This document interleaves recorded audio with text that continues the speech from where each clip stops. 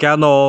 কারণ আমরা কষ্টকে শত্রু ভাবি, কিন্তু সত্য হলো কষ্টই মানুষকে শক্তিশালী করে, অভাবই মানুষকে তৈরি করে।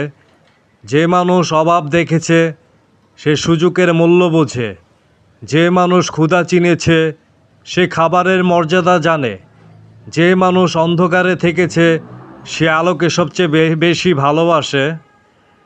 1 মাস অভাবে চলে দেখুন, মোবাইল আপগ্রেড না করে, অপ্রয়োজনীয় খরচ না করে, অহংকার ছেড়ে বিলাসিতা কমিয়ে দেখবেন আপনার মানসিক শক্তি বেড়ে গেছে, আপনার আত্মনিয়ন্ত্রণ বেড়ে গেছে, আপনার ধৈর্যও বেড়ে গেছে।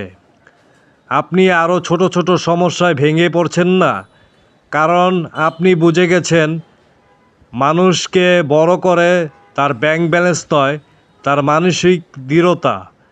জীবন আপনাকে কত দিয়েছে সেটা গুরুত্বপূর্ণ নয়, গুরুত্বপূর্ণ হলো আপনি যা পেয়েছেন তার জন্য কতটা কৃতজ্ঞতা। মনে রাখবেন, অভাব কোনো অভিশাপ নয়, অভাব হলো এক শিক্ষক। সে এক কঠিন ভাষায় শিক্ষা দেয়, কিন্তু সে শিক্ষা সারা জীবন কাজে লাগে। তাই একবার নিজেকে পরীক্ষা করুন, 1 মাস অভাবে চলুন, নিজেকে কঠিন পরিস্থিতিতে রাখুন, নিজেকে শৃঙ্খলায় আনুন, নিজেকে প্রমাণ করুন। কারণ যে মানুষ অভাবের মধ্যে নিজেকে ধরে রাখতে পারে সফলতা তাকে থামাতে পারে না। আর যে মানুষ কষ্টকে জয় করতে পারে পৃথিবীর কোনো শক্তি তাকে হারাতে পারে না।